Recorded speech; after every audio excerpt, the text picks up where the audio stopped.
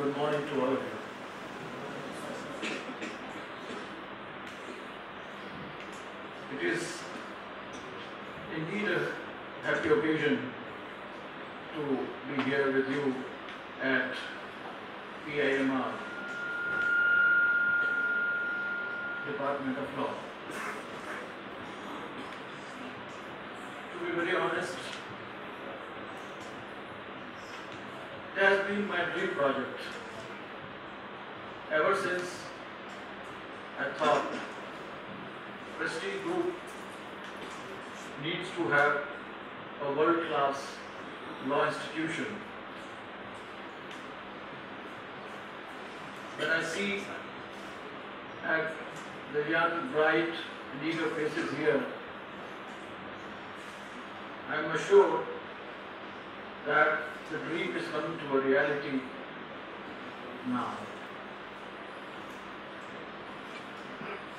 Friends, Prestige has been very well known in the arena of management education,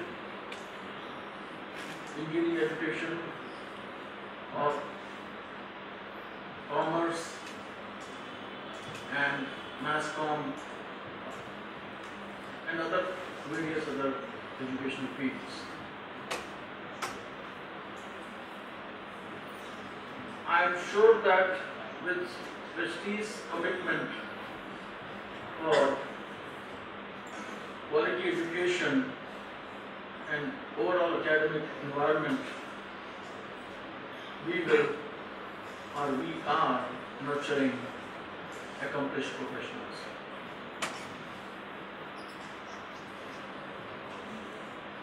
Friends, law is an area with immense potential and is really the cornerstone on which business and industry, trade and commerce is sustained.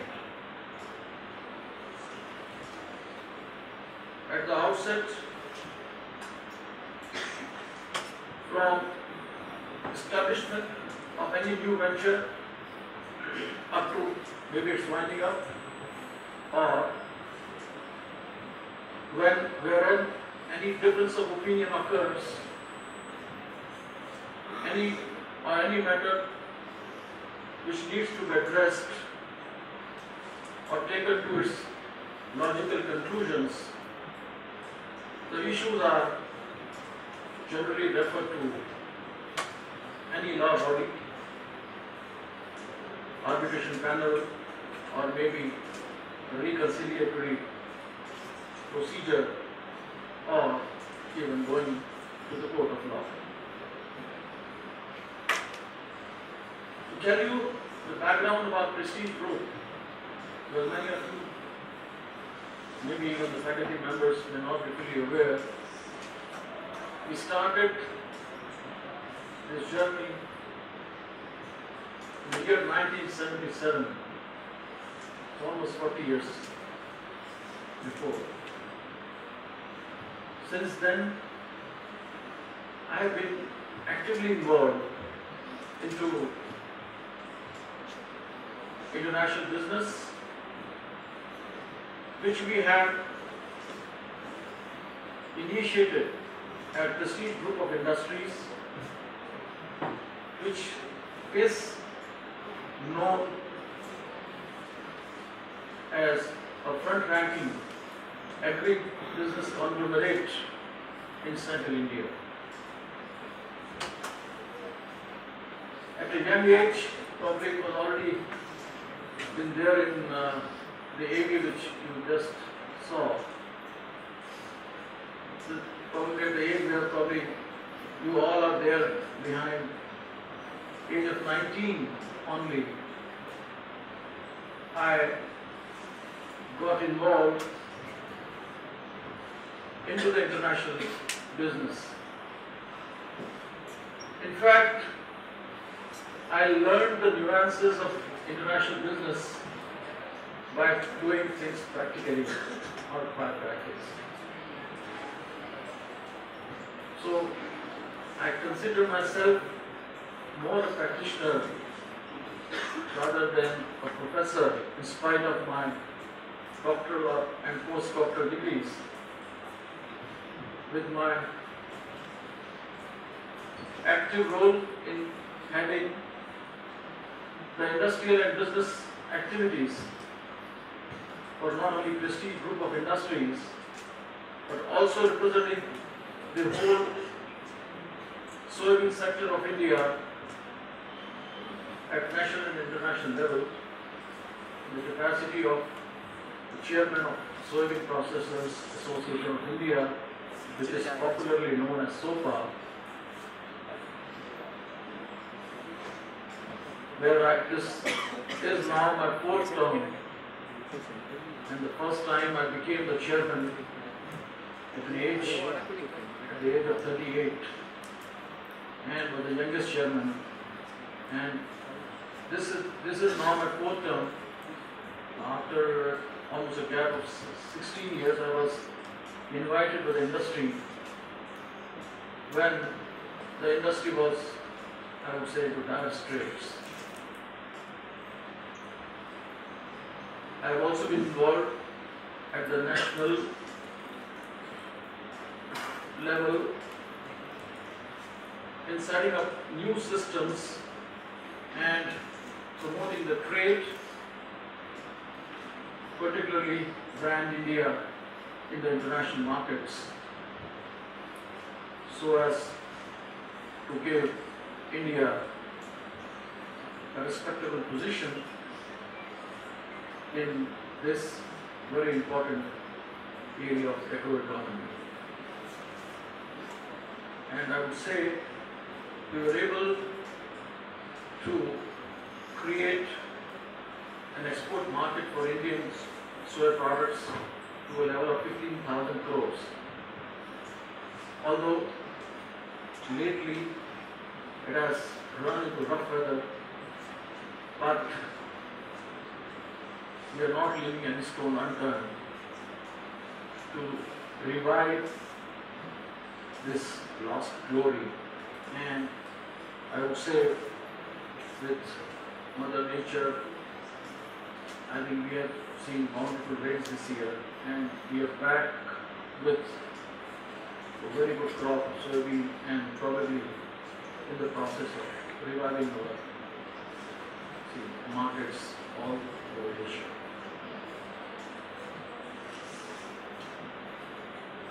Friends, I have been invited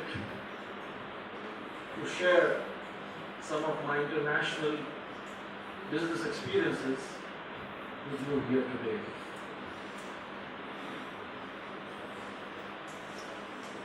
And I would like to emphasize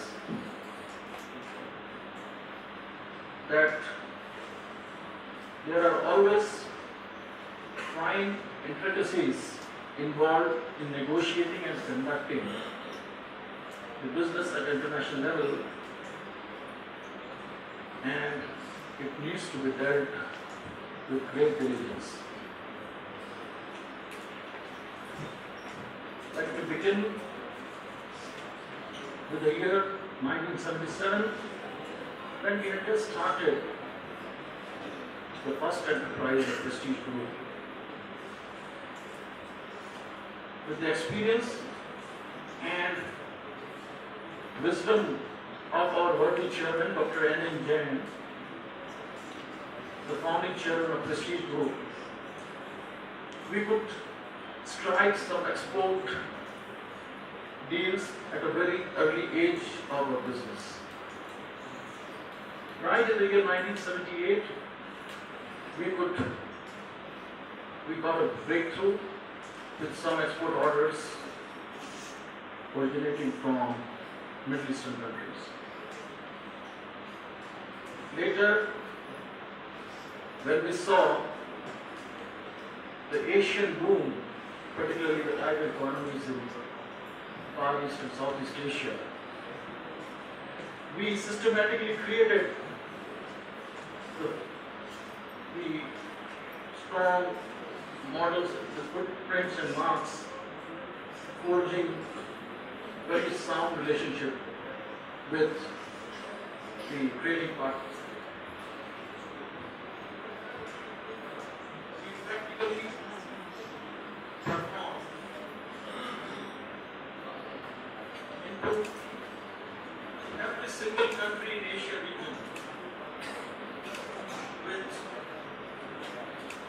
our products reaching there, and it was possible,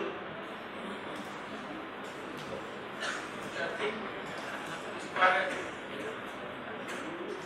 acquiring enormous knowledge and experience dealing with the culture, the demography, and systems as prevalent differently from country to country, and with our innate interest, we try to understand the needs and requirements of buyers in each country very meticulously. And accordingly, we develop models based on their trading preferences, which culminated into tangible business for us. And with our very sincere services and offering the best quality products, we could expand these markets year after year in terms of geographical area and volumes. In fact, the language is also a very key element to deal in a particular country. So you either need to employ someone who is well acquainted with the language and the local systems, or you can engage someone as probably your agent who looks after your day-to-day interest into these countries or these markets, a very close contact with all important constituents in the market, servicing their need through a closer interaction as the business opportunities grow and come up your way almost on a daily basis. At the same time, we face competition also emanating from various other countries who are also able to offer the products, and we need to strategize very effectively in order that we can clinch business in our favor, competing with other offers. We would often meet the trade and industrial houses all through these countries in Asia region, maybe West Asia or East Asia, to promote suppliers of our own prestige non-agricultural products and commodities. Our company has always enjoyed the reputation of best quality products and fair trade practices, which has led to continuous growth of our business. Friends, as I must have been mentioned, with this background, I would like to come to take you to circa 90s, to be precise, somewhere in mid-90s, a specific export transaction encompassing the whole gamut of international business, starting from the contract, the payment guarantee, the banking, the logistics and chartering of vessel, and the execution with cargo carriage and delivery, and eventual dispute which occurred and required us to go through tough time with complex negotiations, including considering the legal aspects in order to minimize losses and realizing the proceeds of that particular consignment. This was a soybean meat consignment.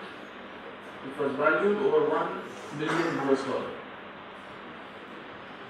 So in today's value in Indian rupees, it is over 7 crores, while in those years the dollar exchange used to be around 42.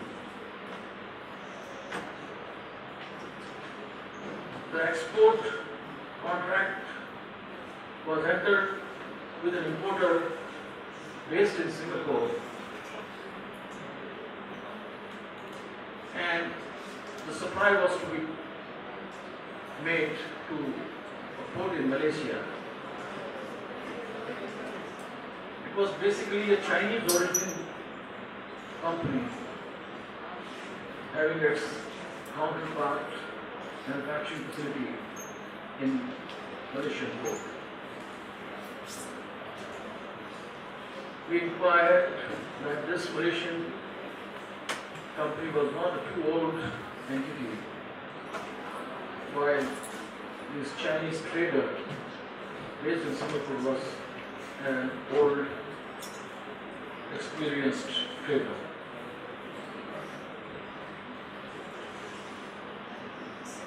We received the order confirmation through one of our nominated agents in Singapore, and while the contracts were signed both by buyer and seller,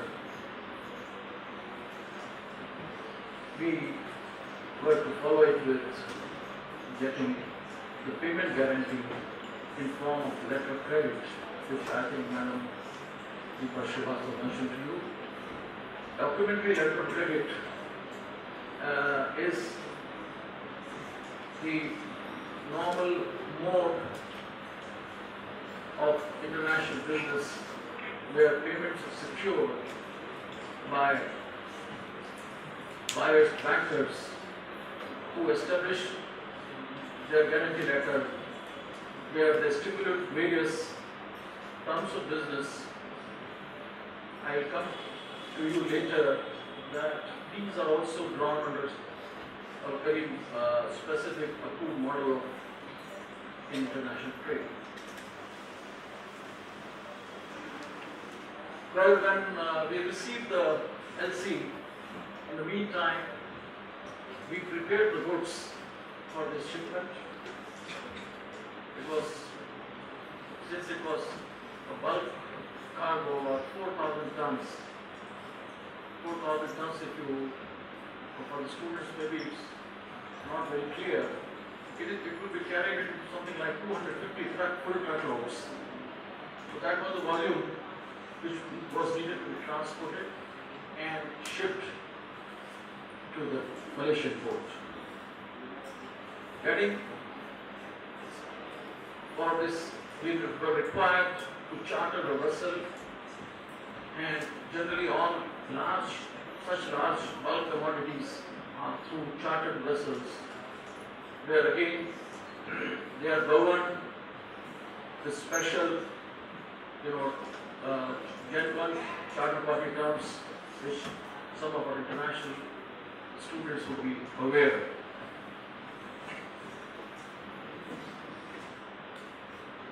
We received we almost got with our cargo readiness, and in the meantime, the chartered vessel was in the port to load the cargo, but with our conditions in those days, there were certain delays which occurred in physically loading of the cargo, and once you have completed your loading, the shipping company issues their bills of lading, that is known as BL. Bills of lading is a principal document on the strength of which the deliveries are effected to the receivers on production of original bills of lading, but then at the destination. Well, since everything was going almost like simultaneously, we did not have much of time and ever with us to wait and go for very finer details in getting some of those clauses in the LCs properly defined or incorporated. Because the banks which issues their LC has stipulated the conditions based on the contract of the signed between the buyer and the seller. This LC is drawn on the basis of UCPDC. UCPDC is Uniform Customs and Practices for Documentary Credit. This is an internationally approved draft of documentary credit by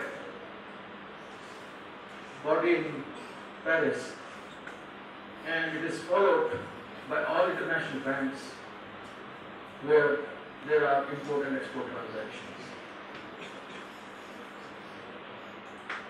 Over years, when there are issues which crop up in understanding the finer intricacies and problems occur in dealing with documents or situations, there are amendments taking place, and the new version of UCPDC is again, released, and they are, accepted the revised model for the banks to follow. When I say that bills of lading are issued, there comprises of 3 original bills of lading. There are 3 original bills of lading which are used to as a negotiable instrument, and it is valid for effecting deliveries or receiving deliveries. In those years, India used to have 2 varieties of soybean meal.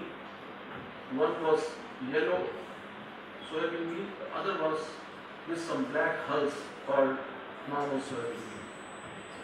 While our contract, this particular contract was for a yellow variety of soybean meal, which is now the only variety prevalent, as also in the rest of the other producing countries. We supplied the same cargo, and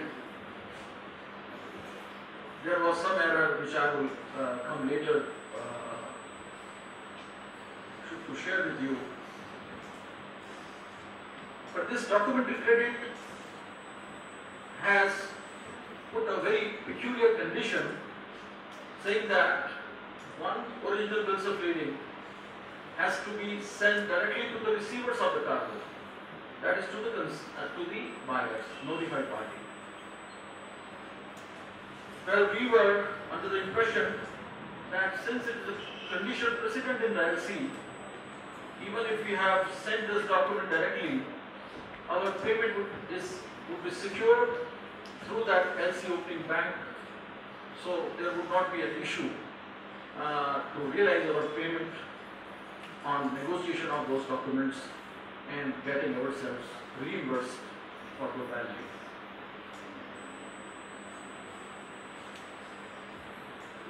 Well, I would say that was a lack of in-depth study of the procedures and also getting the same vetted by some international expert or consultant. We went ahead with completion of the shipping. And as stipulated, the document, the original submitting was dispatched, one copy, one original to the buyers. In the meantime, we completed the full set of documents which comprises of a commercial invoice issued by the exporter or the shipper, along with the other relevant certificates like certificate of weight, certificate of quality and analysis, which are normally issued by internationally accredited surveying companies. Then there is also a certificate of origin, which is also a document issued by the Chamber of Commerce and Industry, which are approved for issuing such documents which are internationally accepted, certifying the origin of the goods, which in our case is Republic of India. Well, when we say that we had yellow color of soybean meal in our contract,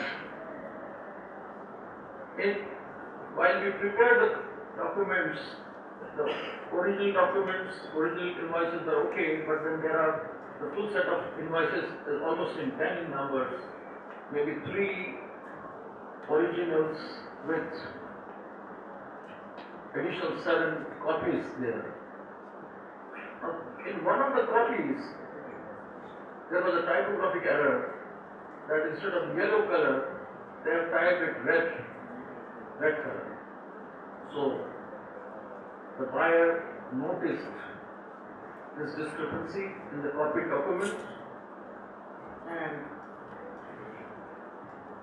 they probably used this as a tool. While there was no change in the actual cargo, the cargo shipped was as per contract, as certified by the international surveyor also as yellow soybean, also notified in the various other shipping documents.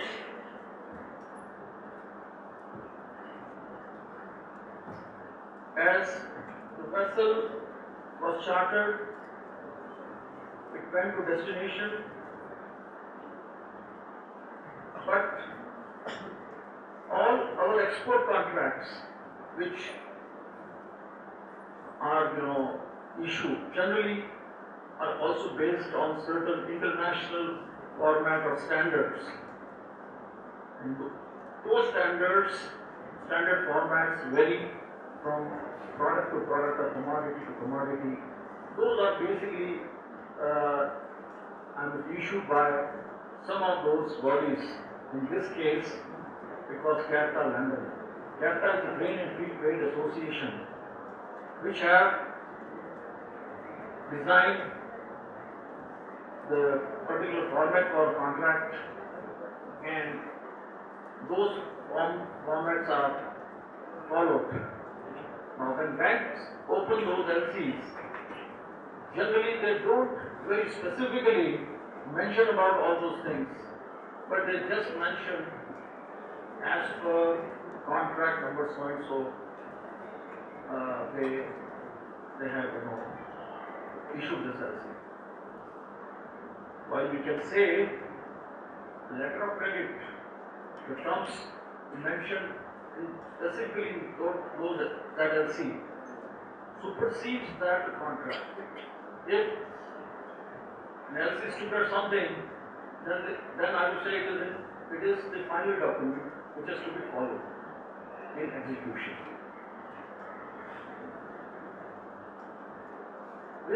In CAFTA contract, there is a stipulation that if there is a delayed shipment, it is subject to 1.5% delay penalty to be deducted in favor of the buyer.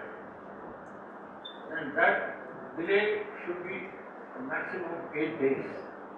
Beyond 8 days, it is left between the buyer and seller to decide, and if they are not able to decide mutually, the buyer has the right to declare seller in default and claim damages as per the prevailing market price. And in our case, since the Indian court was suggested, there was a delay in getting that chartered vessel completed in time for as per the stipulated deadline, and because of this delay, we have approached the buyers seeking an extension to the contract for the shipping period, and the buyers were requested for a 4 weeks extension, which was accepted by them.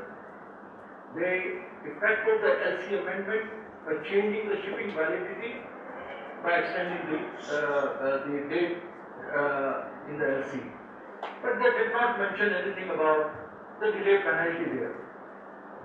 So, we as shippers or exporters were under the impression the buyer was considerate to have appreciated the ground reality, and moreover, the international prices of that commodity were on that particular time were higher than what was actually contracted.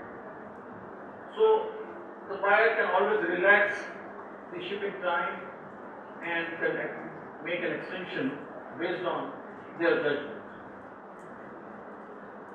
So when these documents were negotiated by us through our banks here in India, the documents reached the buyer's banker, who are the LC owners also, for seeking the reimbursement of value as per our invoice. To our surprise, we received notification from the LC opening bank that the buyers have rejected these documents based on the discrepancies they have mentioned. The first one, that the copy document has red color mentioned instead of yellow soybean meal, which was obviously a typographical, but they used that as a discrepancy. The second most important thing, that as per UCPDC, you have different type of bills of lading in international trade.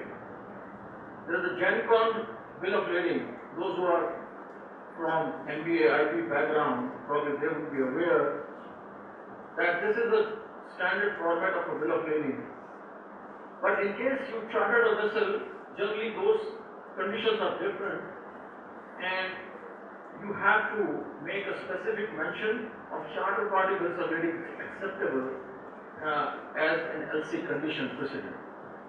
But since our sale was also based on that understanding, because wherever there are charter party, generally the clauses are free out delivery. Free out delivery means all costs of discharging the cargo from the vessel at the destination port is for the buyers to pay or to absorb. And in such case, they generally have to, they are actually those chartered vessels, where such conditions are stipulated. And the contract in LC did mention about free out, but it did not have a specific mention of charter party bills of lading acceptable, and the buyer very conveniently ignored that understanding and took an objection that the LC did not allow charter party bills of lading as accepted. So this was the second discrepancy.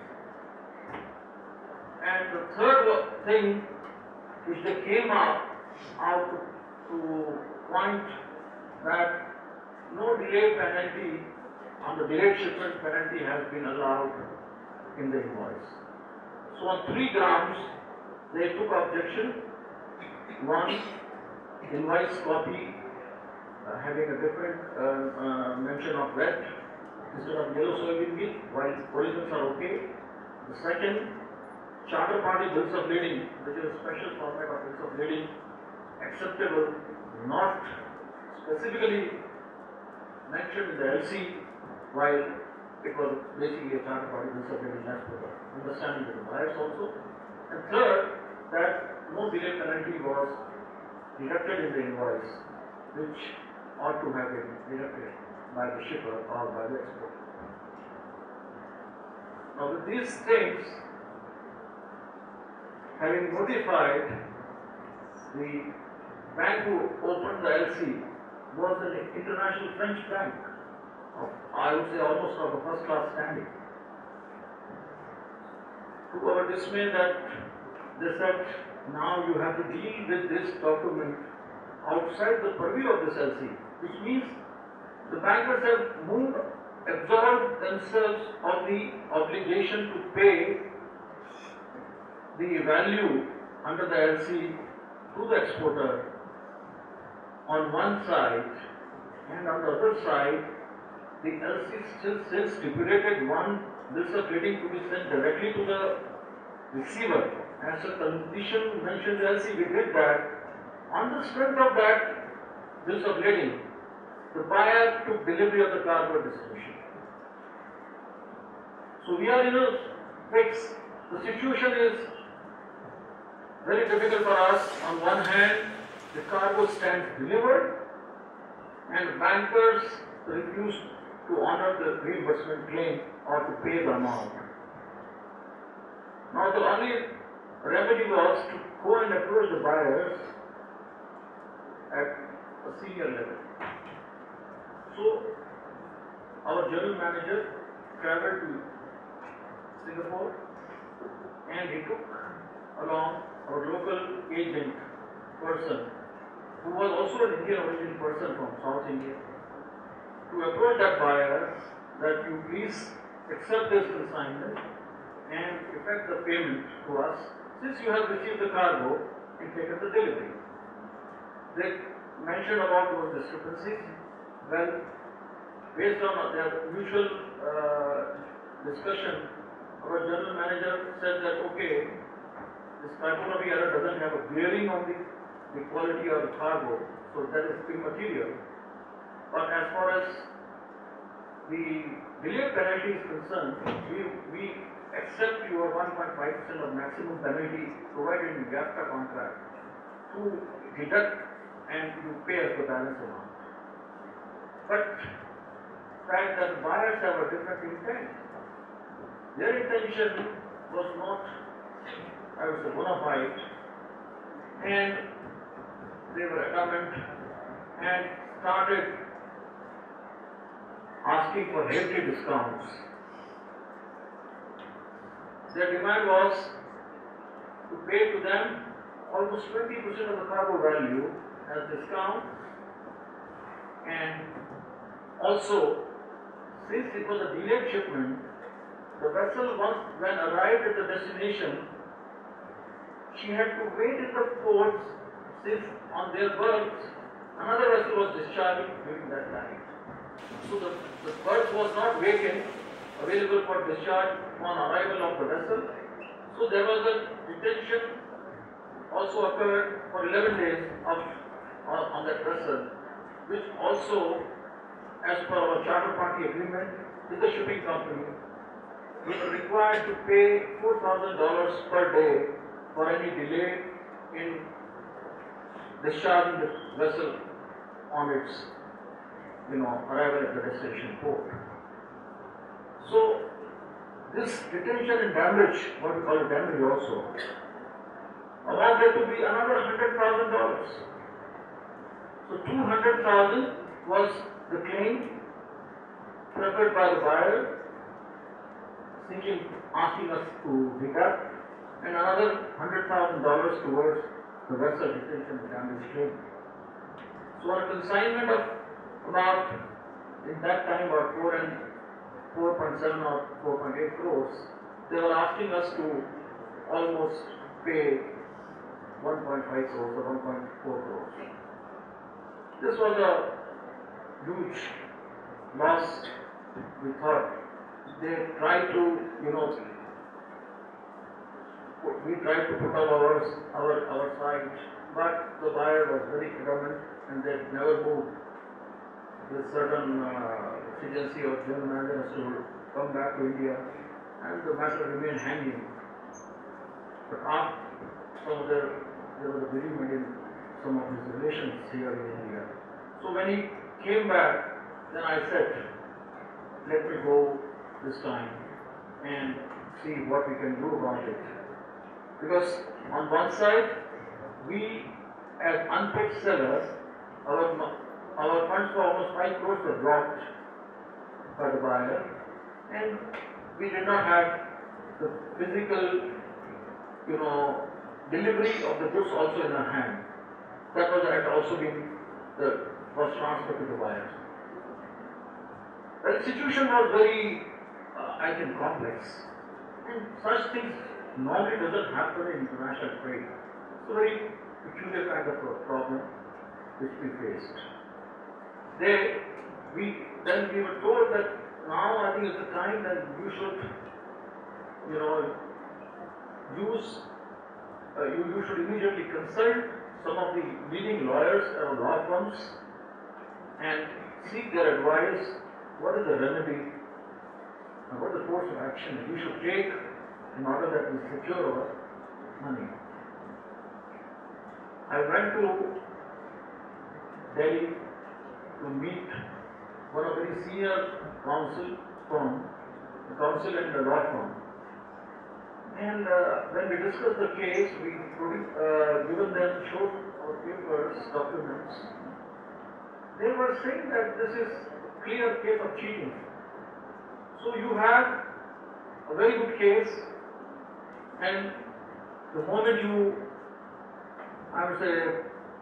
put them on notice and move the courts in Singapore, probably they would be, obliged to pay you instantly, otherwise it's a criminal act there.